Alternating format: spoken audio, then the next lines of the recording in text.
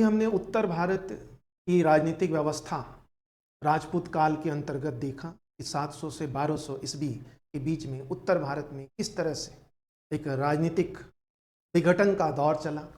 पहले गुर्जर प्रतिहार और फिर बहुत सारे छोटे छोटे राजपूत राजवंश आपस में प्रतिस्पर्धा कर। आज हम देखेंगे कि दक्षिण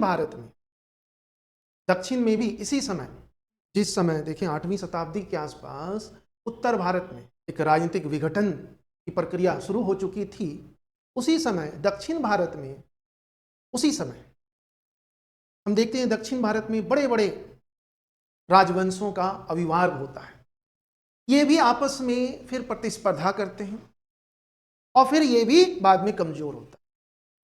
जैसे हमने देखा उत्तर भारत में 10वीं शताब्दी तक तो गुर्जर प्रतिहार जो एक शक्तिशाली साम्राज्य था समाप्त हुआ और फिर बहुत सारे छोटे छोटे राजवंश, और इसी का फायदा फिर तुर्कों ने उठाया। लेकिन दक्षिण भारत में हम देखेंगे कि जिस समय उत्तर भारत में राजनीतिक विघटन का दौर चल रहा था, उसी समय दक्षिण भारत में बड़े बड़े राजवंशों का उद्भव, और यही वजह था कि जिस समय महमूद गजनवी और मोहम्मद गौरी का आक्रमण हुआ, उस समय दक्षिण भारत इन आक्रमणों से अर्थात तुर्क आक्रमणों से बिल्कुल सुरक्षित रहा। वो इसलिए क्योंकि इस समय दक्षिण भारत में बड़े राजवंश थे, कई सारे बड़े राजवंश। दक्षिण भारत में हम देखते हैं कि इस समय देखो इसकी जो भौगोलिक दशा है वो एक विशिष्ट प्रकार की व्यवस्था को जन्म देता है। जैसे दक्षिण भारत में हम देखें कि ये कृष्णा नदी है ना, कृष्णा नदी, और ये है तुंगभद्रा। इन दो नदियों के बीच की जो भूमि है इसी को बोलते हैं रायचूर दोआब,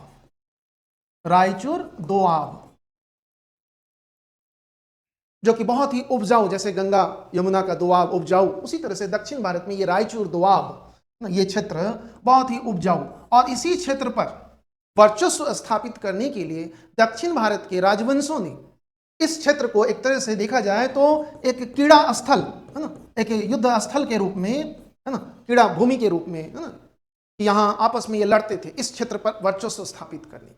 दक्षिण भारत में हम देखें तो ये जैसे इसको हम मान लें दक्षिण भारत, तो इस समय दक्षिण भारत में एक भौगोलिक सीमा दक्षिण भारत को ही दो भागों में बांटता था, ये उत्तर क्षेत्र और यह दक्षिण क्षेत्र। इन दोनों के बीच जो विभाजन रेखा है वो है ये एक भौगोलिक सीमा। कौन सी सीमा? ये कृष्णा नदी के उत्तर और कृष्णा नदी के दक्षिण के राज्यों के मध्य ये संघर्ष, आपस में इनका भी संघर्ष शुरू हुआ। जैसे हम देखेंगे कि पहले चालुक्य और फिर नीचे कृष्णा नदी के नीचे है ना, ये कृष्णा नदी मान लो, तो कृष्णा नदी के नीचे एक इसी के समकालीन एक शक्तिशाली राजवंश का आविर्भाव हुआ जिसको हम लोग बोलते हैं पल्लव वंश। फिर इन दोनों के बीच संघर्ष, युद्ध होता है। फिर जब चालुक्य कमजोर होता है तो चालुक्यों को विस्थापित कर देता है इन्हीं के सामंत राष्ट्रकूट। फिर राष्ट्रकूटों और पल्लवों के बीच संघर्ष चलता है। फिर जब पल्लव भी कमजोर होता है तो पल्लवों को विस्थापित करता है इधर चोल साम्राज्य। चोल जब आता है तो चोलों के साथ भी राष्ट्रकूटों का संघर्ष।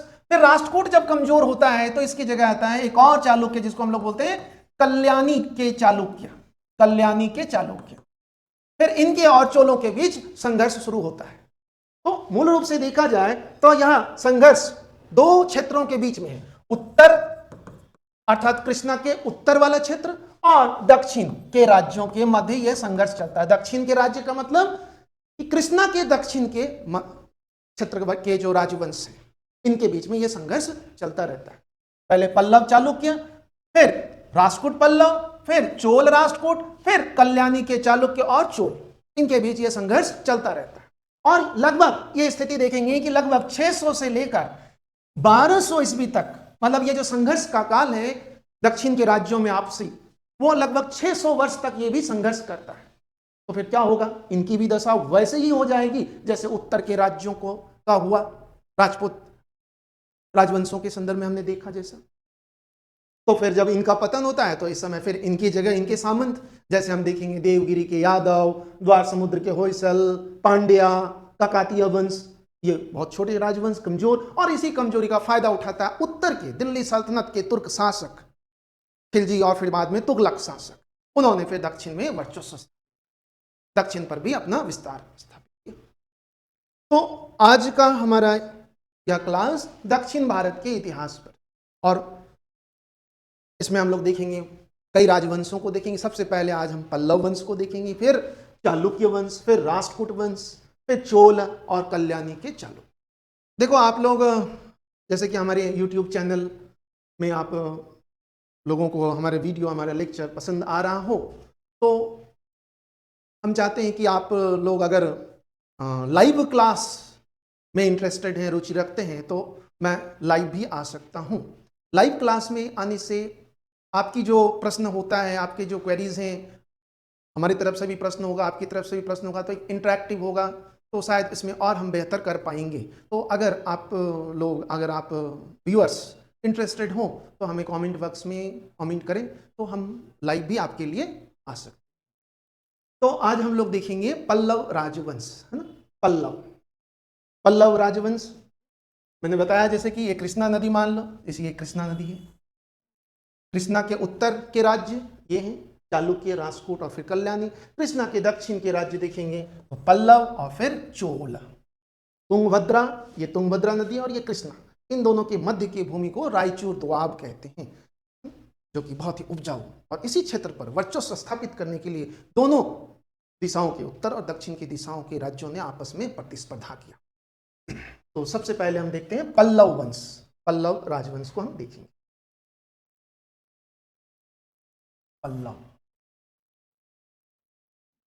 पल्लवाज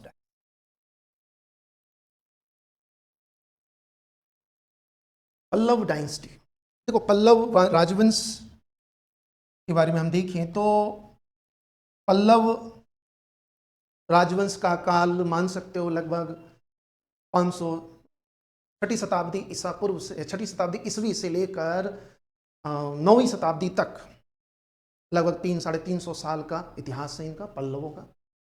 फिर पल्लवों को बाद में चोलों ने विस्थापित कर दिया और वहाँ पल्लव क्षेत्र में चोल राजवंश स्थापित। फिर चोलों ने लगभग 12वीं-13वीं शताब्दी तक शासन। देखो पल्लव शासन काल की जो सबसे बड़ी विशेषता है कि इसी काल में दक्षिण भारत में कला और संस्कृति और धार्मिक क्षेत्र में देखें तो भक्ति आंदोलन का उद्भव हुआ। मुख्य रूप से पल्लव शासन काल के अंतर्गत हम देखेंगे तो भक्ति आंदोलन इसी समय, इन्हीं के शासन काल में, पल्लवों के काल में ही दक्षिण भारत में भक्ति आंदोलन की शुरुआत होती है। अलवार और नयनार संतों के बीच में, अलवार वैष्णव, नयनार शैव। और साथ में देखेंगे इसी समय कि कला स्थापत्य कला में भी काफी विकास हुआ। मंदिर स्थापत्य, पल्लवों ने ही दक्षिण भारत में एक स्वतंत्र स्थापत्य शैली, जिसको हम लोग द्रविड़ शैली कहते हैं, उसका जनक पल्लव ही है। पल्लवों ने ही द्रविड़ स्थापत्य शैली को पुष्पित किया और उसको विकसित भी किया। तो इस काल में काफी सारे मंदिर बने, एक अलग ही स्टाइल में, उत्तर भारत से बिल्कुल अलग। जैसे कि उत्तर भारत में नागर शैली के मंदिर बने, तो दक्षिण भारत में द्रविड़ शैली की शुरुआत इन्हीं के शासन। और साहित्य में भी देखेंगे, साहित्य के क्षेत्र में भी काफी विकास हुआ। देखो पल्लव शासकों ने आरंभ में देखेंगे तो प्राकृत और फिर संस्कृत भाषा को अपनाया। बाद में इन्हीं के शासन काल में तमिल साहित्य को भी, तमिल भाषा को भी काफी इन्होंने प्रश्रय दिया बाद में। ठीक है, तो भक्ति आंदोलन, स्थापत्य कला, द्रविड़ शैली का जनक भी हम पल्लवों को ही मानते हैं। और साथ में दक्षिण भारत में ही इन्होंने प्राकृत, संस्कृत और फिर तमिल भाषा को भी लोकप्रिय बनाया। पल्लवों के बारे में हम देखें तो इनके सबसे पहले सोर्स की बात करें तो इनके स्रोत क्या हैं? इनके बहुत सारे अभिलेख मिले हैं, बहुत सारे अभिलेख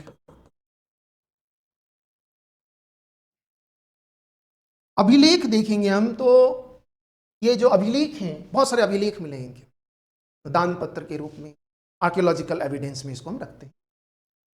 तो ये जो अभिलेख हैं, इनकी भाषा देखें तो मूल रूप से जो इनकी भाषा है वो प्राकृत है। आरंभिक जो अभिलेख मिले पल्लवों के वो प्राकृत भाषा के हैं। फिर संस्कृत, अधिकांश जो अभिलेख हैं वो संस्कृत भाषा में, और फिर बाद में देखेंगे तो तमिल भाषा के भी अभिलेख मिले, लेकिन वो बाद की, जब पल्लवों का पतन का काल चल। तो मुख्य रूप से देखा जाए तो इनके जो अभिलेख मिले हैं वो प्राकृत और संस्कृत में है। प्राकृत के जो अभिलेख हैं ये प्राचीनतम है, इनके जो प्राचीनतम अभिलेख मिले हैं वो प्राकृत भाषा में, और संस्कृत में इनके अधिकांश अभिलेख संस्कृत भाषा में है, संस्कृत में। देखो दक्षिण, बिल्कुल दक्षिण के तमिलनाडु वाला क्षेत्र, वहाँ भी संस्कृत लोकप्रिय था। तो इनके अभिलेख जिससे हमें इनके बारे में, पल्लवों के बारे में, इनके शासकों के बारे में, इनके राजनीतिक सामाजिक जीवन के बारे में काफ़ी जानकारी मिलती है। साथ में इस काल के साहित्य, काफ़ी सारे साहित्य भी हैं जो ऐतिहासिक जानकारी देता है, जैसे अवंती सुंदरी कथा, अवंती सुंदरी कथा, डंडिन, दक्षिण भारत में पल्लव राजवंश में ही एक बहुत बड़े विद्वान थे, डंडिन की पुस्तक है। इसके अलावा मत्त विलास प्रहसन, इससे भी हमें पल्लवों के बारे में, मत्त विलास प्रहसन पल्लव शासक महेंद्र वर्मन प्रथम की रचना है, इससे भी हमें पल्लवों के समय की स्थिति के बारे में जान। इसके अलावा नंदी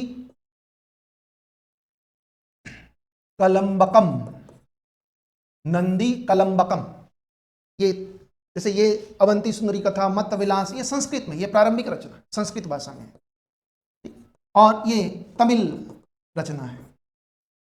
इनसे भी हमें पल्लवों के ऐतिहासिक जानकारी मिलती है। इन साहित्यों को हम विस्तार से देखेंगे अभी। तो ये मुख्य रूप से स्रोत है। इसके अलावा वैनसांग, वैनसांग हम जानते हैं हर्षवर्धन के समय में चीनी यात्री वैनसांग आया था, यात्रियों का राजकुमार पंडित वैनसांग चीन से आए थे, बौद्ध धर्म के, हर्षवर्धन के समय काफी समय तक रहा। तो वैनसांग हर्षवर्धन के दरबार से निकलकर दक्षिण की तरफ भी गए थे, और दक्षिण में इस समय पल्लव राजवंश की राजधानी कांची में भ्रमण किया, फिर चालुक्यों की राजधानी है ना बादामी में भी भ्रमण किया था, और इसमें इसने पल्लवों के बारे में और स्पेशली कांची जो इनकी राजधानी थी वहां के ज्ञान विज्ञान और बौद्ध धर्म संबंधी काफी जानकारी हमें वैनसांग के यात्रा विवरण CUकी से मिलता है। तो मुख्य रूप से देखा जाए मुख्य स्रोत जो हैं वो ये हैं पल्लवों के बारे में, जिससे हमें पल्लव वंश के बारे में जानकारी मिलती है। ठीक है, स्रोत हमने देखा, स्रोत ये ध्यान रखना है। इनके आरंभिक जो अभिलेख हैं वो प्राकृत में है, और अधिकांश अभिलेख जो हैं वो संस्कृत में है। ठीक है, ये ध्यान रखना। इस वंश के बारे में, पल्लवों के बारे में कि पल्लव थे कौन, पल्लव कौन थे, ये कौन थे।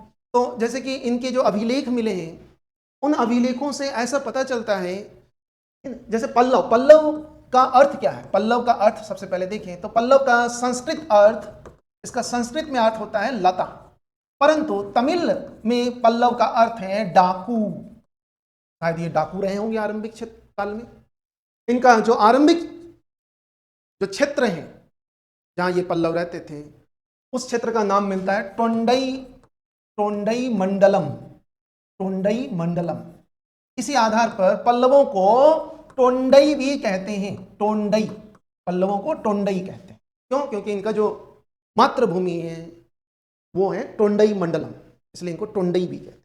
इतिहासकारों के अनुसार देखें तो यह पल्लव मूल रूप से यह सातवाहन, मौर्योत्तर काल में हमने देखा सातवाहन वंश, तो सातवाहनों के ही ये सामंत रहे थे, ऐसा हमें जानकारी। लेकिन इनके अभिलेखों में, पल्लवों के अभिलेखों के अनुसार पल्लव कौन थे, तो वो दावा करते हैं कि हमारी उत्पत्ति ब्रह्म से हुई है ना। पल्लव कहते हैं कि इनकी उत्पत्ति किससे हुई है, ब्रह्म से।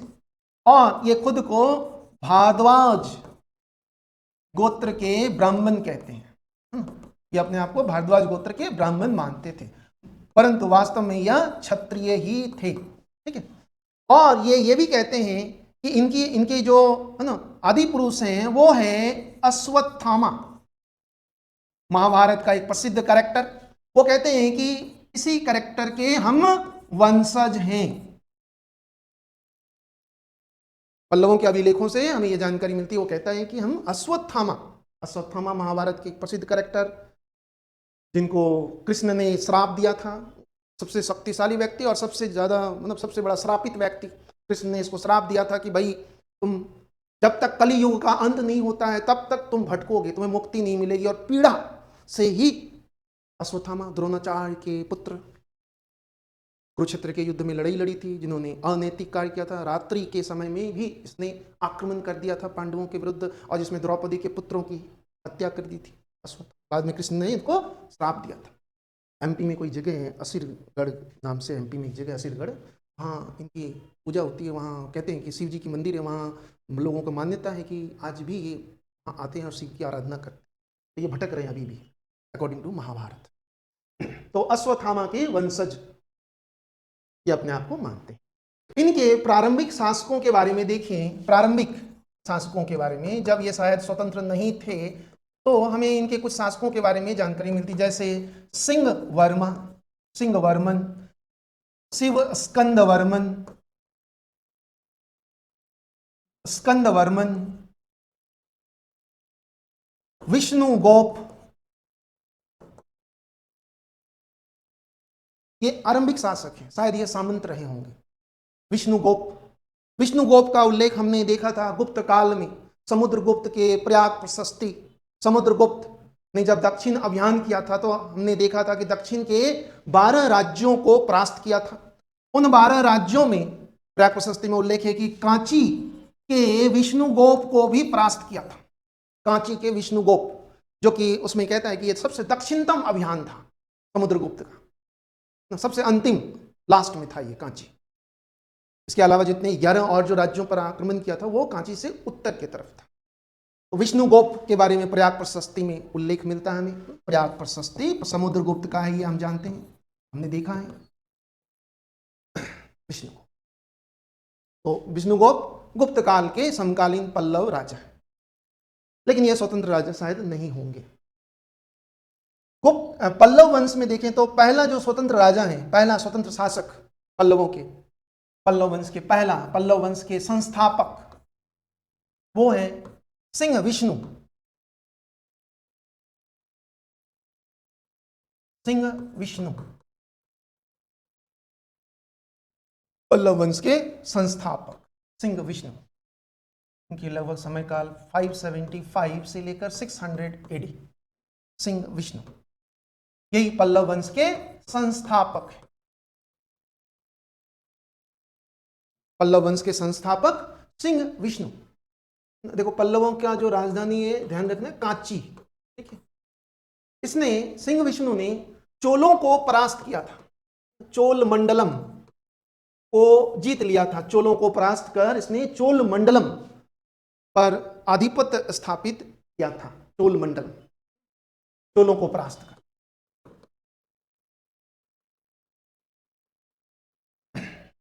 इस उपलक्ष्य में इसने अवनी सिंह की उपाधि लिया था। अवनी सिंह की उपाधि, ये इनकी उपाधि, सिंह विष्णु, अवनी सिंह, सिंह विष्णु, चोल वंश, पल्लव वंश के संस्थापक हैं सिंह विष्णु। इसी के दरबार में एक बहुत ही प्रसिद्ध विद्वान रहता था,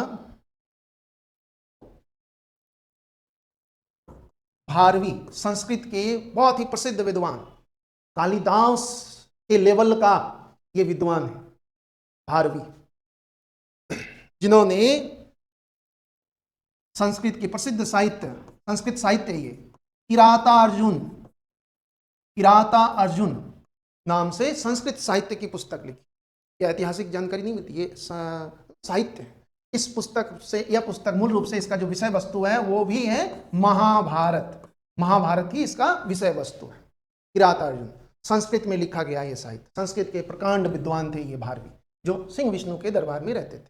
इस पुस्तक में किरात और अर्जुन के बीच युद्ध, किरात मतलब शिव, और अर्जुन के बीच युद्ध के बारे में वर्णन है मूल रूप से देखा। इस पुस्तक की एक खासियत यह है कि इस पुस्तक के जो प्रत्येक श्लोक हैं, उस श्लोक की, हर एक श्लोक की शुरुआत श्री से होता है और अंत लक्ष्मी से होता है।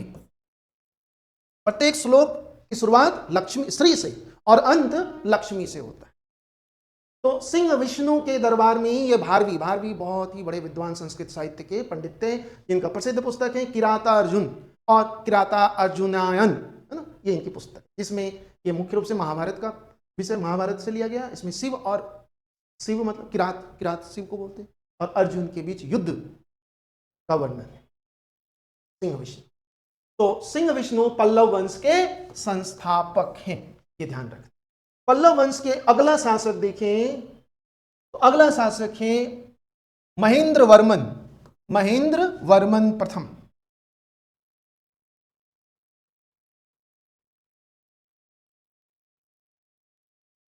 यह पल्लव वंश के सबसे मतलब प्रथम शक्तिशाली राजा कह सकते हैं, महेंद्र वर्मन। इनका समय 600 से लेकर 630 ईस्वी के आसपास का। महेंद्र वर्मन पल्लव वंश का प्रथम शक्तिशाली राजा। महेंद्र वर्मन एक महान निर्माता के साथ साथ एक महान कवि भी था और एक बहुत अच्छे संगीतज्ञ भी था। निर्माता, कवि और संगीतज्ञ तीनों ही थे महेंद्र वर्मन ने कई उपाधियां ली हैं। इनकी उपाधियां देखें तो मत्त विलास, इन्होंने मत्त विलास प्रहसन नाम से एक पुस्तक की भी रचना की, संस्कृत में भी देखेंगे। इसके अलावा विचित्र चित्र ये कुछ विचित्र काम करते थे, इसलिए इनको विचित्र चित्र की उपाधि मिली है। इसके अलावा गुणभर ये भी इनकी उपाधि है। तो 3 उपाधियां इन्होंने धारण किया था, मत्तविलास, विचित्र चित्र और गुणभर। महेंद्र वर्मन काफी शक्तिशाली शासक था ये पल्लव वंश का। महेंद्र वर्मन के समय ही हम देखेंगे वो संघर्ष की शुरुआत होती है कृष्णा नदी के उत्तर के राज्य और कृष्णा नदी के दक्षिण के राज्य के मध्य। वजह वही कृष्णा और तुंगभद्रा के क्षेत्र रायचूर दोआब पर वर्चस्व स्थापित। तो यह संघर्ष है ना, चालुक्य पल्लव संघर्ष की शुरुआत यहीं से शुरू होती। चालुक्य पल्लव संघर्ष की शुरुआत महेंद्र वर्मन के समय ही यह संघर्ष शुरू होता है और यह संघर्ष अंत तक चलता रहता है जब तक चालुक्य या पल्लवों का अंत नहीं। चालुक्य पल्लव संघर्ष, इसी के समय में इस समय चालुक्य शासक बहुत ही शक्तिशाली शासक पुलकेशिन द्वितीय चालुक्य शासक। तो पुलकेशिन द्वितीय जिसने उत्तर भारत के शक्तिशाली राजा हर्षवर्धन को परास्त किया था और परमेश्वर की उपाधि लिया था और हर्षवर्धन को नर्मदा के दक्षिण विस्तार पर रोक दिया था, दक्षिण की ओर जाने से रोक दिया था, वही पुलकेशिन। इस पुलकेशिन ने, चालुक्य शासक पुलकेशिन ने पल्लव राज्य पर आक्रमण किया और इन दोनों के मध्य, पुलकेशिन वर्सेस महेंद्र वर्मन, इन दोनों के बीच एक बहुत ही विशाल युद्ध हुआ था। कौन सा युद्ध? पुलल्लूर का युद्ध। 618 ईस्वी में यह युद्ध हुआ, पुलल्लूर का युद्ध। इस युद्ध में पुलकेशिन द्वितीय ने पल्लवों के जो उत्तर क्षेत्र के जो भूमि था उस पर वर्चस्व स्थापित कर लिया। लेकिन महेंद्र वर्मन ने भी बहुत अच्छे से इस चुनौती को, पुलकेशिन द्वितीय की चुनौती को सामना किया और पुलकेशिन का जो उद्देश्य था कांची पर आधिपत्य स्थापित करना, उसको विफल कर दिया था महेंद्र वर्मन। हालांकि इस युद्ध के परिणाम के बारे में हमें पल्लवों के अभिलेखों से कुछ और जानकारी मिलती है। जैसे इस युद्ध के बारे में हमें पल्लवों का एक अभिलेख है, कसागुड़ी अभिलेख। इस अभिलेख से हमें यह जानकारी मिलती है कि इस युद्ध में अंततः महेंद्र वर्मन की विजय हुई थी, पल्लवों की विजय हुई थी, यह कहता है कसागुड़ी अभिलेख। परंतु वास्तव में देखा जाए तो इस युद्ध में पुलकेशिन ने कांची पर तो विजय नहीं कर पाया, लेकिन पल्लवों के जो उत्तर के क्षेत्र थे उस पर अपना आधिपत्य स्थापित किया था। तो पुलकेशिन द्वितीय और महेंद्र वर्मन के बीच यह युद्ध हुआ था, बहुत ही प्रसिद्ध युद्ध है दक्षिण का, पुलल्लूर का युद्ध। और यहीं से फिर पल्लव और चालुक्यों का संघर्ष का एक दौर शुरू होता है जो चलता ही रहता है। जैसे हमने उत्तर भारत में देखा त्रिपक्षीय संघर्ष, उसी तरह से यहाँ भी देखेंगे चालुक्य पल्लव। फिर जब चालुक्य कमजोर होता है तो उसके सामंत राष्ट्रकूट शक्तिशाली हो जाता है, फिर राष्ट्रकूट और पल्लव के बीच संघर्ष। फिर इधर पल्लव कमजोर होता है तो चोल आता है, फिर चोल और राष्ट्रकूट के बीच में, फिर चोल और फिर उधर ऊपर कल्याणी के चालुक्य एक शक्तिशाली। तो महेंद्र वर्मन प्रथम के समय, यह मुख्य रूप से राजनीतिक, महेंद्र वर्मन के समय में देखें सांस्कृतिक उत्थान का काल था दक्षिण भारत में। महेंद्र वर्मन ये मूल रूप से देखा जाए तो आरंभ में जैन धर्म के अनुयायी थे, लेकिन इस समय एक नायनार संत अर्थात शैव संत अप्पार के प्रभाव से, अप्पार के प्रभाव में आ गए और इन्होंने जैन धर्म को छोड़कर, कौन, महेंद्र वर्मन ने जैन धर्म को छोड़कर शैव धर्म को अपना लिया, शैव को अपनाया। इसके प्रभाव में संत अप्पार, संत अप्पार एक नायनार संत है। नायनार मतलब शैव धर्म का, दक्षिण में नायनार को शैव और वैष्णव को अलवार कहते। तो संत अप्पार के प्रभाव में इसने शैव धर्म को अपनाया। महेंद्र वर्मन खुद बहुत बड़े विद्वान थे, इसने एक पुस्तक भी लिखा है। इनके पुस्तक मत्त विलास प्रहसन, मत्त विलास प्रहसन, इनकी पुस्तक मत्त विलास प्रहसन। यह पुस्तक देखा जाए तो यह एक व्यंग्यात्मक, व्यंग्य शैली में लिखा गया यह पुस्तक। इस पुस्तक में मुख्य रूप से यह पुस्तक, इस पुस्तक में कापालिक, कापालिक हम जानते हैं शैव धर्म का ही एक संप्रदाय है, कापालिक और बौद्ध भिक्षुओं पर व्यंग्य किया गया है। कापालिक और बौद्ध भिक्षुओं पर व्यंग्य, व्यंग्य हास्य ग्रंथ है। लेकिन इस पुस्तक से और भी हमें अन्य जानकारी मिलती है, जैसे इसी पुस्तक से हमें भ्रष्टाचार, वो कहता है कि भ्रष्टाचार व्याप्त है किस क्षेत्र में, तो लॉ एंड ऑर्डर, कानून के क्षेत्र में, और न्याय व्यवस्था में भ्रष्टाचार की बात वो करता है, भ्रष्टाचार। और इसी पुस्तक में वो अपने पिता सिंह विष्णु की प्रशंसा भी करता है, सिंह विष्णु इसकी प्रशंसा करता है, प्रशंसा भी इस पुस्तक। तो इस पुस्तक से हमें तीन मुख्य बातें जानकारी मिलती है। पहला है कि कापालिक और बौद्ध भिक्षुओं पर व्यंग्य किया गया है। दूसरा, भ्रष्टाचार पर भी इस पुस्तक में काफी कुछ लिखा गया। कहता है कि कानून व्यवस्था और न्याय व्यवस्था में व्याप्त भ्रष्टाचार, और अपने पिता सिंह विष्णु की प्रशंसा भी कर। तो मत्त विलास प्रहसन इनकी प्रसिद्ध पुस्तक है। इसके अलावा इनकी दूसरी जो पुस्तक है वो है, दूसरी पुस्तक इन्होंने एक और पुस्तक लिखा है, कुडमीमालय, कुडमीमालय, यह भी इनका एक पुस्तक है। मुख्य रूप से यह पुस्तक संगीत ग्रंथ है। यह पुस्तक कैसा है, संगीत ग्रंथ भी इन्होंने लिखा था। यह बहुत बड़े संगीतज्ञ भी थे। कहते हैं कि महेंद्र वर्मन ने एक संगीत के शिक्षक रुद्राचार्य, रुद्राचार्य कौन थे, ये संगीत शिक्षक, इनसे इन्होंने संगीत की शिक्षा लिया था और बहुत बड़े संगीतज्ञ बने थे, और संगीत पर ही इन्होंने एक पुस्तक लिखी थी, कुडमीमालय। तो इनकी दो पुस्तक है, मत्त विलास प्रहसन और कुडमीमालय। महेंद्र वर्मन प्रथम, महेंद्र वर्मन प्रथम की जो सबसे बड़ा योगदान है इतिहास में वो है स्थापत्य के क्षेत्र, मंदिर स्थापत्य। दक्षिण भारत में जो आज हम मंदिर देखते हैं, उन मंदिरों के निर्माण की शुरुआत महेंद्र वर्मन प्रथम के समय ही प्रारंभ होता है। दक्षिण भारत में कौन सा स्थापत्य शैली, द्रविड़ शैली। द्रविड़ शैली का जनक महेंद्र वर्मन को ही कह सकते हैं, महेंद्र वर्मन प्रथम। इन्होंने द्रविड़ शैली का आरंभिक रूप, एक ही बार में एक शैली है ना, एक ही राजा, एक ही राजवंश, एक ही शासक के काल में पूर्ण विकास तो नहीं हो सकता, यह आरंभिक रूप है। इस आरंभिक रूप को बोलते हैं मंडप शैली। तो मंडप शैली का जन्मदाता द्रविड़ शैली में देखेंगे क्रमशः विकास है। पहले मंडप शैली आता है, फिर मामल्य शैली, फिर राजसिंह शैली, फिर नंदीवर्धन शैली। तो द्रविड़ शैली का, द्रविड़ स्थापत्य शैली का आरंभिक रूप मंडप शैली का जन्मदाता महेंद्र वर्मन प्रथम। इन्होंने इस शैली में कई गुफा मंदिर, गुहा मंदिर और गुफा को काटकर मंदिर का निर्माण किया, और स्वतंत्र मंदिर भी। स्वतंत्र मंदिर जो है वो एकास्म है ना, अर्थात मोनोलिथ, एकास्म।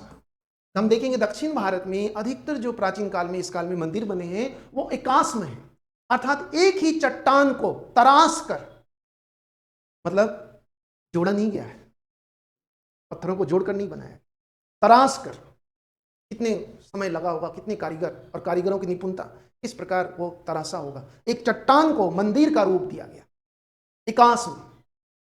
हम देखेंगे नागर शैली और द्रविड़ शैली में ये सबसे बड़ा अंतर है। नागर शैली के मंदिर एकास में नहीं है, बहुत कम, लेकिन जो द्रविड़ शैली के मंदिर हैं वो एकास में, अधिकतर मंदिर एकास में मोनोलिथिक स्टाइल में बना, एक ही चट्टान को मंदिर का रूप दिया। तो ये शुरुआत महेंद्र वर्मन प्रथम के समय ही होती। इन्होंने कांची में अनेक छोटे छोटे मंडप शैली के मंदिर बनवाए। तो महेंद्र वर्मन दक्षिण भारत में जो द्रविड़ शैली स्थापत्य की जो द्रविड़ शैली है उसकी शुरुआत महेंद्र वर्मन ने ही किया। आरंभिक शैली को, द्रविड़ शैली के आरंभिक रूप को मंडप शैली कहते हैं, ध्यान रखो। महेंद्र वर्मन प्रथम। महेंद्र वर्मन के बाद अगला शासक है नरसिंह वर्मन प्रथम। तो महेंद्र वर्मन के बाद अगला शक्तिशाली शासक हुए थे महेंद्र वर्मन के उत्तराधिकारी, महेंद्र वर्मन का ही पुत्र था नरसिंह वर्मन। नरसिंह वर्मन प्रथम, ये भी चालुक्य पल्लव वंश के देखें तो सबसे शक्तिशाली महेंद्र वर्मन का ही उत्तराधिकारी था। इनका समय काल देखें तो 630 तो 668 महेंद्र वर्मन, नरसिंह वर्मन प्रथम महेंद्र वर्मन के बाद। नरसिंह वर्मन जब महेंद्र वर्मन शासक थे इनके पिता, तो पुलकेशिन द्वितीय ने कई बार, जैसे कि हमने देखा, कई बार वो पल्लवों पर आक्रमण किया था। महेंद्र वर्मन परास्त भी हुए थे। तो नरसिंह वर्मन प्रथम के समय में भी पुलकेशिन द्वितीय काफी उत्साहित था और उत्साहित था कि भाई हम तो जीत सकते हैं, पल्लवों को हरा रहे हैं बार बार। तो नरसिंह वर्मन प्रथम ने पुलकेशिन, चालुक्य शासक पुलकेशिन के विरुद्ध, पुलकेशिन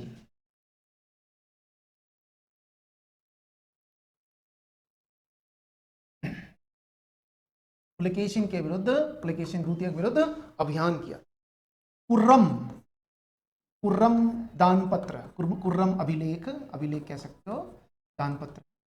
इस अभिलेख से हमें यह जानकारी मिलती है कि नरसिंह वर्मन प्रथम ने पुलकेशिन के विरुद्ध अभियान किया और इस अभियान में पुलकेशिन द्वितीय को, इस युद्ध में पुलकेशिन द्वितीय को परास्त किया और उनके पीठ पर लिख दिया विजय जय।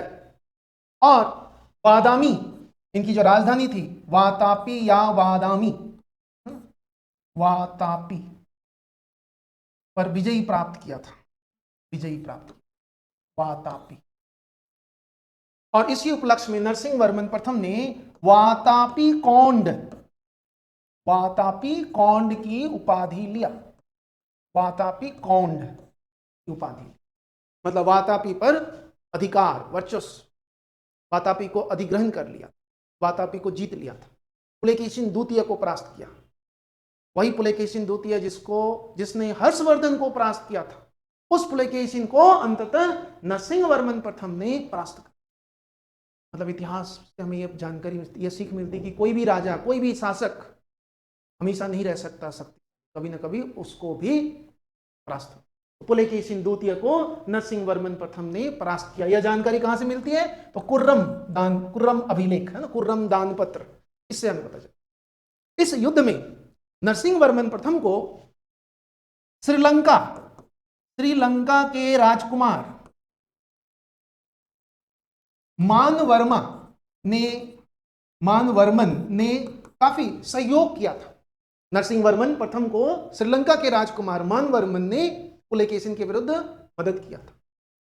तो नरसिंह वर्मन प्रथम ने भी इस मानवर्मा को श्रीलंका में इंस्टॉल किया था, श्रीलंका में इसको स्थापित किया, श्रीलंका के विरुद्ध भी अभियान किया था। नरसिंह वर्मन ने श्रीलंका के विरुद्ध आक्रमण किया, श्रीलंका के विरुद्ध, और इस आक्रमण में वहां के शासक को परास्त किया, हटा दिया और मानवर्मा को स्थापित किया। इस उपलक्ष्य में नरसिंह वर्मन प्रथम के बारे में कसागुड़ी जो अभिलेख है इनके, है ना, कसागुड़ी अभिलेख, इस अभिलेख में हमें यह जानकारी मिलती है, इस अभिलेख से यह पता चलता है कि नरसिंह वर्मन ने श्रीलंका पर विजय प्राप्त किया था। और इसमें, इस अभिलेख में नरसिंहवर्मन प्रथम को श्री राम से इसकी तुलना की गई है। जिस प्रकार से राम ने लंका पर आक्रमण कर रावण को परास्त किया था, उसी तरह से नरसिंहवर्मन प्रथम ने लंका के राजा को परास्त कर मानवर्मा को स्थापित किया, इंस्टॉल किया। इसी आधार पर नरसिंहवर्मन की तुलना कसागुड़ी अभिलेख में श्री राम से किया गया। श्री राम, जय श्री राम। तो नरसिंहवर्मन प्रथम बहुत ही शक्तिशाली शासक, नरसिंहवर्मन प्रथम। इसी के दरबार में, नरसिंहवर्मन प्रथम के ही दरबार में वैनसांग घूमता हुआ आया था। कहां? कांची आया था। और नरसिंहवर्मन के बारे में काफी तारीफ, प्रशंसा, शक्तिशाली राजा है ये पल्लव का, अपनी यात्रा वृत्तांत जो सीयूकी के नाम से, इसमें वो कांची के ज्ञान विज्ञान के बारे में कि कांची किस प्रकार एक बहुत ही प्रसिद्ध ज्ञान का केंद्र है। कांची एक विश्वविद्यालय है। कांची जिस तरह से उत्तर भारत में नालंदा और विक्रमशिला विश्वविद्यालय था, उसी प्रकार से कांची भी ज्ञान विज्ञान का एक बहुत बड़ा केंद्र विश्वविद्यालय था। कहते हैं कि इसी विश्वविद्यालय में एक ब्राह्मण पढ़ने आया था, मयूर शर्मन, जिसको विश्वविद्यालय में कुछ रैगिंग वगैरह हुआ था, जैसे आजकल रैगिंग चलता है। रैगिंग हुआ था, यूजीसी का अभी नया नियम आया रैगिंग को लेकर, उसका काफी विरोध हो रहा है, अभी हमने देखा। तो मयूर शर्मन को काफी अपमानित किया था पल्लवों ने, ऐसा कहते हैं। विष्णु गोप के आसपास की बात है ऐसा। तो मयूर शर्मन ने सौगंध लिया था कि हम भी एक राज्य बनाएंगे। बाद में इसी मयूर शर्मन ने एक अलग स्वतंत्र राज्य की स्थापना, कदम राजवंश, जिसके बारे में ये हमें जानकारी मिलती है कि वो अब तक के सबसे बड़े राजा थे। मतलब अश्वमेघ यज्ञ के संदर्भ में मयूर शर्मन एक ब्राह्मण राजा था जिसने 18 अश्वमेघ यज्ञ किया था कदम वंश के। तो कांची बहुत ही बड़ा ज्ञान विज्ञान, यहाँ बौद्ध धर्म की भी शिक्षा दी जाती थी। इसी कांची के ही प्रसिद्ध बौद्ध आचार्य दिंगनाग यहीं के थे। धर्मकीर्ति भी यहीं से थे। वैनसांग तो इस धर्मकीर्ति बोधिसत्व बौद्ध आचार्य धर्मकीर्ति के बारे में जानकारी देता है कि कांची में धर्मकीर्ति, यहाँ के बोधिसत्व, यहाँ के बौद्ध धर्म के कि किस तरह से यहाँ बौद्ध धर्म विकसित अवस्था में है, वैनसांग ये कहता है, वैनसांग तारीफ करता है। तो नरसिंहवर्मन प्रथम के समय ही वैनसांग, ये लगभग 641 ईस्वी के आसपास, ये नरसिंहवर्मन प्रथम के समय में भी है ना कांची यात्रा किया और वातापी का भी, पुलकेशिन चालुक्यों का राज्य का भी दौरा किया था वैनसांग ने। तो वैनसांग नरसिंहवर्मन प्रथम, नरसिंहवर्मन प्रथम इसने भी द्रविड़ जो स्थापत्य शैली है ना, मंदिर निर्माण की जो शैली जो इसके पिता महेंद्र वर्मन ने शुरू किया था मंदिर निर्माण, उसको और परिष्कृत और विकसित किया। नरसिंहवर्मन प्रथम ने मंडप शैली जो इसके पिता ने शुरू की थी, मंडप शैली, उसको और परिष्कृत किया। मंडप शैली के तहत कई मंदिर बनवाए और इसने मंदिर निर्माण की एक है ना द्रविड़ शैली में ही एक और नया शैली विकसित किया जिसको हम लोग बोलते हैं रथ शैली। रथ शैली, चैरियट स्टाइल, इसी ने शुरू किया। रथ शैली में इसने बहुत सारे मंदिर बनाए। कहां बनाए? तो देखो नरसिंहवर्मन प्रथम इसने महामल्ल की उपाधि लिया है, महामल्ल। और इसी नाम से नरसिंहवर्मन प्रथम ने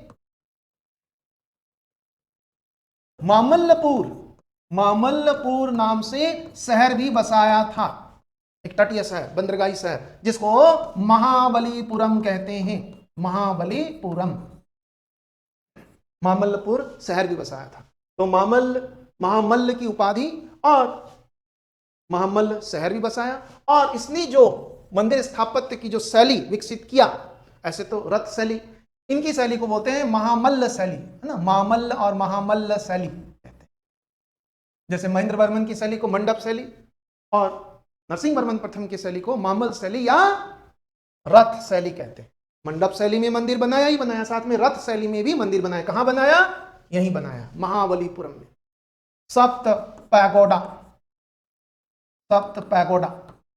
जो कि एकाश में है, एक ही चट्टान को काटकर बनाया गया ये मंदिर है, सप्त पैगोडा मंदिर, जिसके अंतर्गत 7 रथ मंदिर बनाया था।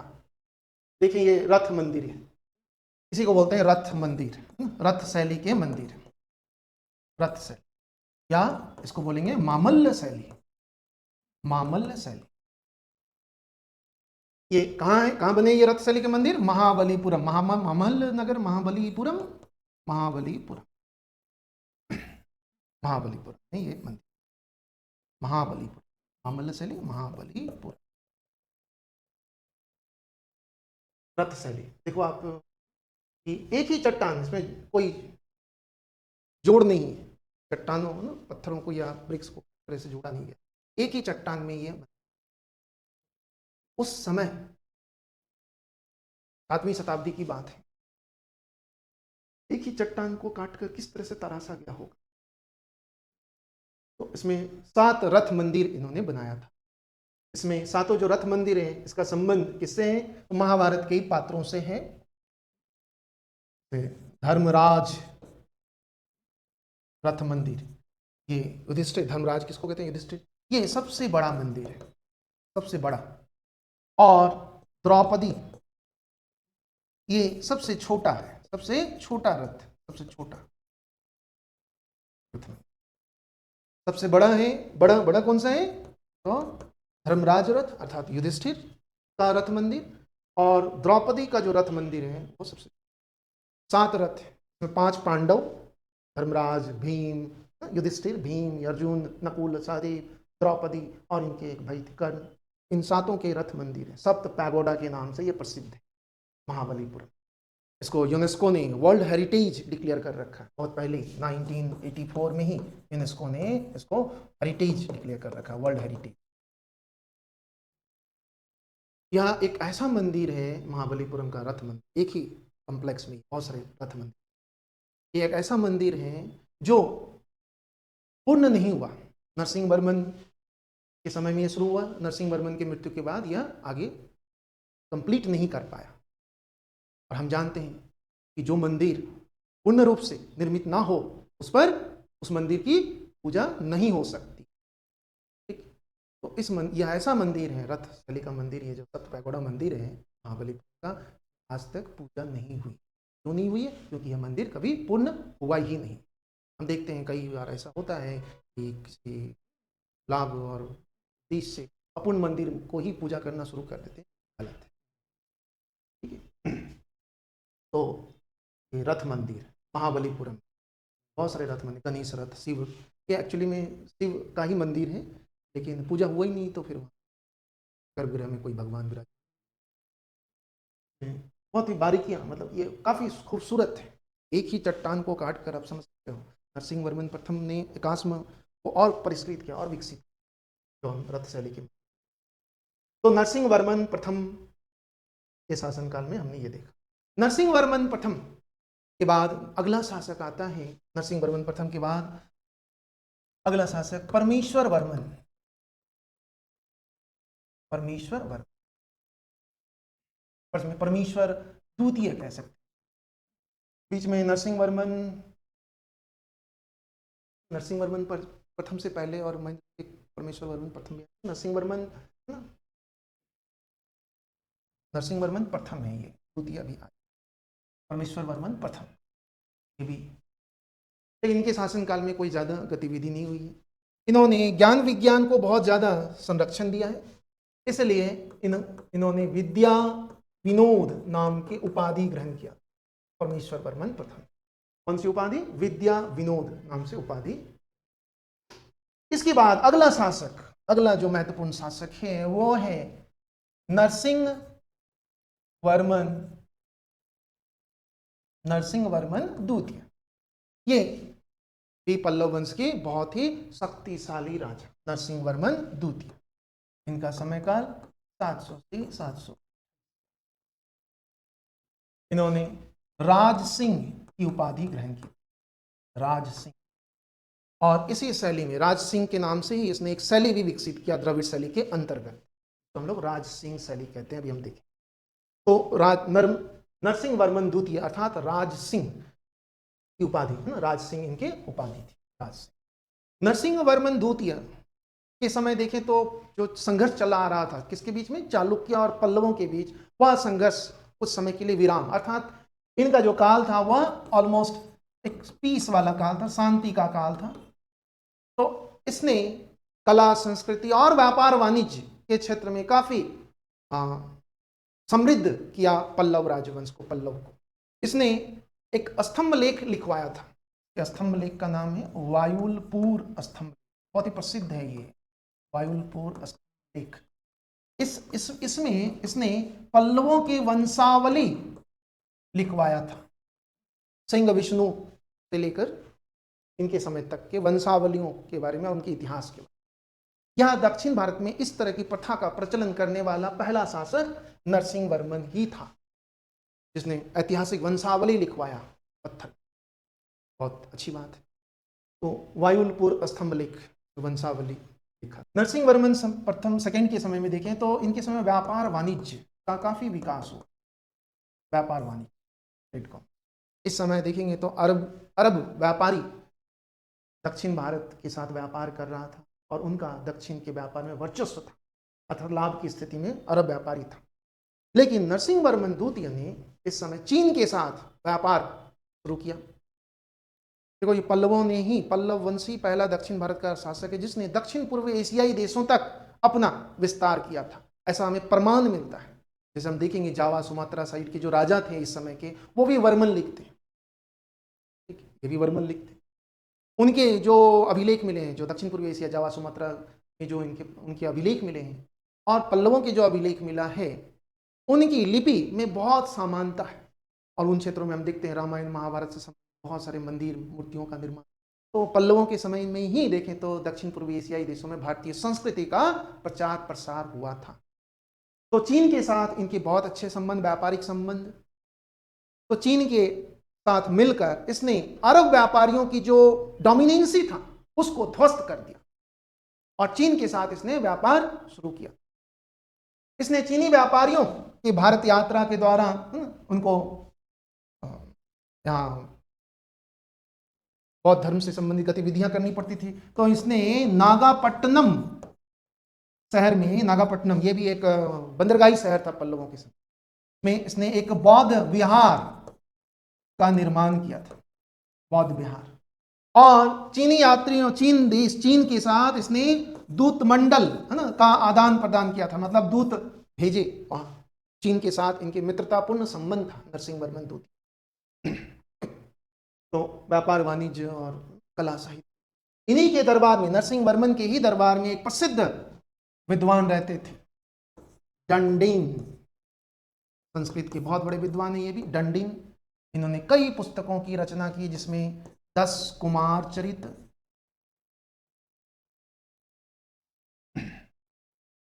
अवंती सुंदरी कथा, 10 कुमार चरित, ये पाटलिपुत्र, मगध पाटलिपुत्र के एक राजा और उनके 10 राजकुमारों की कहानी है। उन 10 राजकुमारों की वीरता, उन जो साहसी कार्य किए थे उनकी कहानी है इसमें 10 कुमार चरित। इसके अलावा अवंती सुंदरी कथा। डंडिन बहुत बड़े विद्वान, जैसे बाणभट्ट था विद्वान, जिस लेवल का विद्वान उसी लेवल का विद्वान डंडिन। इसके अलावा इनका एक साहित्य भी है, काव्यादर्श, काव्यादर्श नाम का साहित्य भी। तो डंडिन ने 3 साहित्य की रचना की, 10 कुमार चरित, अवंती सुंदरी कथा और काव्यादर्श।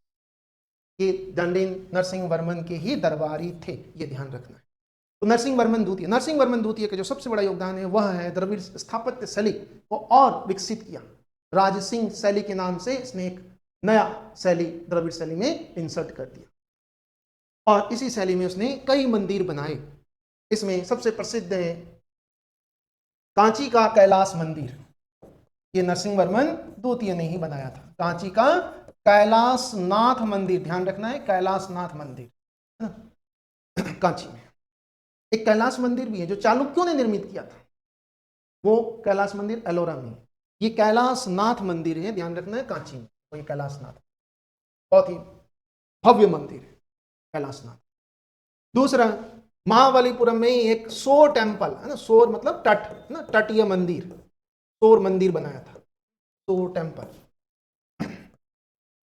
ये 2 प्रसिद्ध मंदिर नरसिंह वर्मन द्वितीय के समय ही बना, कांची का कैलाशनाथ मंदिर और महाबलीपुरम का तटीय मंदिर। कितने विकसित प्रकार के, कितनी कारीगरी है। नागर शैली और द्रविड़ शैली में एक और एक अंतर है, ये विमान इनकी जो शिखर है यूं जाता है, कर्व लिया हुआ है, जबकि शिखर शैली में देखेंगे तो स्ट्रेट तो शिखर। तो रथ शैली नरसिंह वर्मन द्वितीय ने द्रविड़ शैली को और भी ज्यादा विकसित और परिष्कृत किया था, जिसमें 2 प्रसिद्ध मंदिर नरसिंह वर्मन द्वितीय के समय ही बना था। नरसिंह वर्मन द्वितीय के बाद अगला शासक देखें तो कौन है? परमेश्वर वर्मन।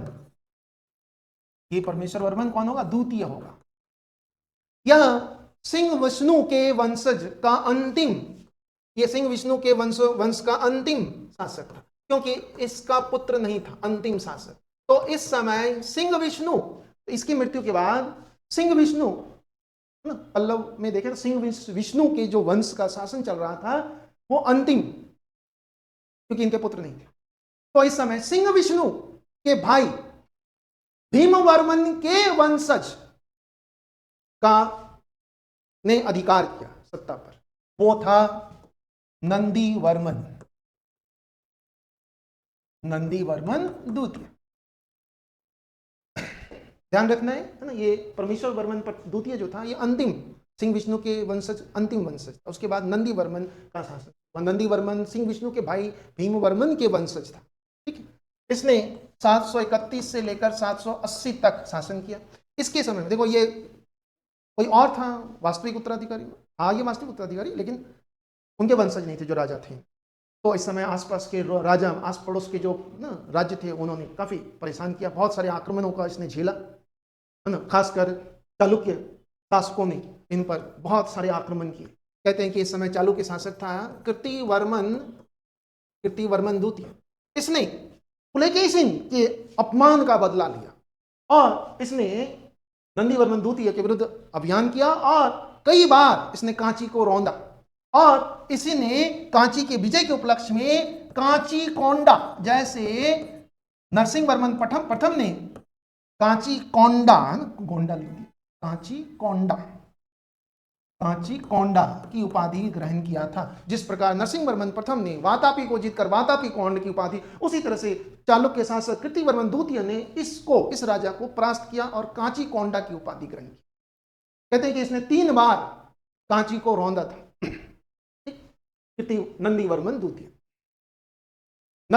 द्वितीय, जैसे कि हमने देखा कि जो ये पल्लव शासक हैं ये शैव धर्म के अनुयायी थे, संत अपार ने, महेंद्र वर्मन, तो उस समय से ये सारे शासक। लेकिन नंदीवर्मन द्वितीय इसने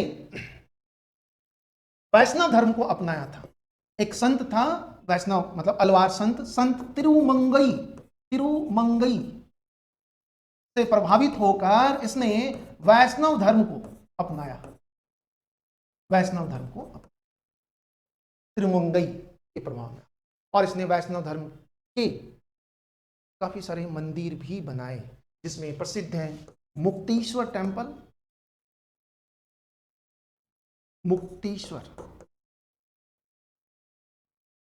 और दूसरा है वैकुंठ पेरुमल। ये 2 मंदिर का निर्माण नंदीवर्मन द्वितीय के शासनकाल में, इसने भी एक उपाधि ग्रहण किया था। इनकी उपाधि पल्लव मल की उपाधि इसने। तो संत तिरुमंगई के समय नंदीवर्मन द्वितीय के बाद अगला शासक देखें तो अगला शासक है दंतीवर्मन नंदीवर्मन का पुत्र तो था, लेकिन यह राजपूत राजकुमारी रेवा से उत्पन्न था। ये राजपूत राजकुमारी, जो राजपूत वंश के संस्थापक थे दंती दुर्ग, उसी की पुत्र ये रेवा, जिसकी विवाह नंदीवर्मन द्वितीय से हुआ था, और उसी से उत्पन्न हुआ था ये दंतीवर्मन। तो दंतीवर्मन अगला शासक, तो अगला महत्वपूर्ण शासक है और अंतिम महत्वपूर्ण कह सकते हैं, पल्लव वंश का अंतिम शक्तिशाली शासक है नंदीवर्मन तृतीय के समय देखेंगे तो इनकी नौसेना बहुत ही शक्तिशाली। कहते हैं कि इनकी नौसेना पूरे दक्षिण पूर्व एशिया, बंगाल की खाड़ी में इनका वर्चस्व स्थापित कर दिया था इसकी नौसेना ने। तो नागापट्टनम, महाबलीपुरम तो इसका नौसैनिक बड़ा एक बंदरगाह केंद्र था। इसी नौसेना की मदद से इसने दक्षिण पूर्वी एशियाई देशों पर अपना प्रभुत्व स्थापित किया था। अंतिम शक्तिशाली शासक हैं पल्लव वंश। इसी के समय में देखेंगे कि एक प्रसिद्ध तमिल साहित्य के विद्वान हुए थे, तमिल साहित्य के संत पेरुंदेवनार। मतलब इस समय तक आप यूं कह सकते हैं कि तमिल भाषा, तमिल का भी काफी लोकप्रिय हुआ। जैसे कि अभी तक क्या था कि प्राकृत और संस्कृत में ही इनके काम हो रहे थे, लेकिन इनके समय में तक आते आते देखते हैं तमिल साहित्य का भी विकास हुआ। इसी के दरबार में एक प्रसिद्ध तमिल संत रहते थे, तमिल साहित्य के संत पेरुंदेवनार, जिन्होंने भारत वेनुवा नाम से प्रसिद्ध तमिल साहित्य की रचना की, भारत वेनुवा। और दूसरा पुस्तक है इनका नंदी कलम्बकम, नंदी कलम्बकम। ये भी तमिल साहित्य है, तमिल भाषा में लिखा गया, और इससे भी हमें ऐतिहासिक जानकारी मिलती है, मुख्य रूप से नंदीवर्मन तृतीय के समय। तो संत पेरुंदेवनार ये तमिल साहित्य के बहुत बड़े विद्वान थे, आरंभिक तमिल साहित्य। अब तमिल भाषा देखो, द्रविड़ जो स्क्रिप्ट है उसमें तमिल भाषा, तमिल सबसे प्राचीन है, और ये भारत का पहला क्लासिकल लैंग्वेज का दर्जा मिला हुआ है तमिल को, पहला क्लासिकल। तो नंदीवर्मन, इन्होंने भी द्रविड़ स्थापत्य को भी और विकसित किया। तो इनके समय में जो मंदिर बने हैं वो मंदिर है ना, उसको बोलते हैं नंदीवर्मन शैली, नंदीवर्मन शैली।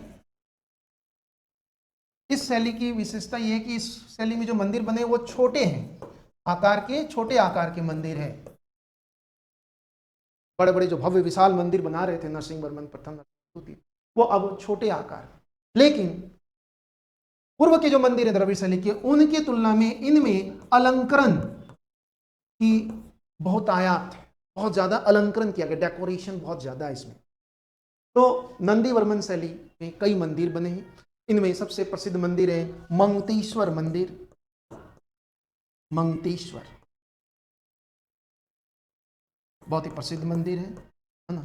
मंगतेश्वर मंदिर नंदीवर्मन के समय में ही बना है, नंदीवर्मन तृतीय। तो इस तरह से देखें तो ये है ना नंदीवर्मन, ये अंतिम शक्तिशाली। इसके बाद इस वंश का अंतिम शासक था, अंतिम शासक पल्लव वंश का अंतिम शासक है अपराजित, अपराजित, जिसको पराजित कर दिया कौन, इसी के सामंत आदित्य प्रथम ने, आदित्य प्रथम ने अपराजित को परास्त कर दिया। आदित्य प्रथम कौन था, ये चोल वंश का राजा था। तो चोलों ने बाद में पल्लवों को रिप्लेस कर दिया, और इस तरह से पल्लव वंश का अंत हुआ। तो अपराजित पल्लव वंश का अंतिम शासक है, लास्ट रूल। पल्लव वंश में देखेंगे तो जो सबसे महत्वपूर्ण बात है इसमें द्रविड़ स्थापत्य है ना, द्रविड़ स्थापत्य शैली को इन्होंने विकसित किया। इसमें एक बहुत बड़े अंग्रेज स्थापत्य के विशेषज्ञ हैं पर्सी ब्राउन, इन्होंने द्रविड़ स्थापत्य की जो विकास क्रम है उसको इन्होंने 4 भागों में बांटा है, 4 भागों। सबसे पहले मंडप शैली, पहला मंडप शैली, दूसरा मामल्य शैली, मामल्य शैली हमने देखा भी मामल्य शैली, तीसरा राजसिंह शैली, राजसिंह, और चौथा हमने अभी देखा नंदीवर्मन शैली। ये 4 शैलियों में विकसित, मतलब इन 4 शैली विकास किसने किया, मामल्य हम जानते हैं महेंद्र वर्मन के समय में हुआ, महेंद्र वर्मन प्रथम ने इस शैली को शुरुआत किया। मामल्य शैली नरसिंह वर्मन प्रथम ने, राजसिंह शैली नरसिंह वर्मन द्वितीय ने, और इसको नंदीवर्मन ने। नहीं, तो इस तरह से ये द्रविड़ स्थापत्य के जनक पल्लव ही हैं। इसके अलावा पल्लव काल में देखेंगे तो भक्ति आंदोलन, भारत में सबसे पहले भक्ति आंदोलन की शुरुआत कहाँ हुई थी, हम जानते हैं दक्षिण भारत में यह आंदोलन शुरू हुई है ना। और किन में शुरू हुआ था, नयनार और अलवार, नयनार अर्थात शैव, दक्षिण भारत में नयनार को सब। इस समय नयनार संतों में देखेंगे 63 बड़े बड़े संतों के बारे में जानकारी मिलती है। इन संतों के जो वचन है, इनके जो वचन है उनका संकलन को देवनार कहते हैं, देवनार। ठीक है, उसी तरह से अलवार, अलवार भी एक सेक्ट था, संप्रदाय था। जैसे उत्तर भारत में वैष्णव है उसी तरह से दक्षिण भारत में अलवार, अलवार में भी 12 बड़े संत हुए हैं दक्षिण भारत में। इनमें एकमात्र स्त्री थी अंडाला, अंडाला एकमात्र स्त्री, जिसको दक्षिण का मीराबाई भी कहते हैं। तो इस तरह से देखें तो भक्ति आंदोलन की शुरुआत पल्लव के काल में ही हुआ, और फिर 7वीं शताब्दी में, और फिर यही भक्ति आंदोलन हम देखते हैं बाद में काफी बाद में 12वीं शताब्दी में संत रामानंद दक्षिण से उत्तर लाता है भक्ति आंदोलन। पल्लव शासनकाल की एक और विशेषता है कि स्थानीय ग्राम शासन, सबसे पहले देखेंगे दक्षिण भारत में ग्राम शासन की शुरुआत पल्लव शासकों ने किया, जिसको बाद में चोलों ने और विकसित और परिष्कृत किया है, जो हमें उत्तर मेरू शिलालेख से जानकारी मिलती है। लेकिन शुरुआत पल्लव शासकों ने किया। यहाँ भी हमें अभिलेखों और साहित्यों से पता चलता है कि यहाँ भी ग्राम सभा हुआ करता था, जो वृक्ष के नीचे बैठकर, है ना, ग्राम सभा का कार्य चलता था, जिसको मंदरम कहते हैं। ग्राम दो प्रकार के होते थे, ब्रह्मदेह गांव और सामान्य गांव। ब्रह्मदेह गांव जहाँ कर नहीं देना पड़ता था, सामान्य गांव से कर लिया जाता था। 18 प्रकार के पल्लव शासनकाल में देखते हैं 18 प्रकार के करों के बारे में जानकारी मिलती है। तो ये तो हो गया हमारा पल्लव। अगला हमारा राष्ट्रकूट वंश देखेंगे।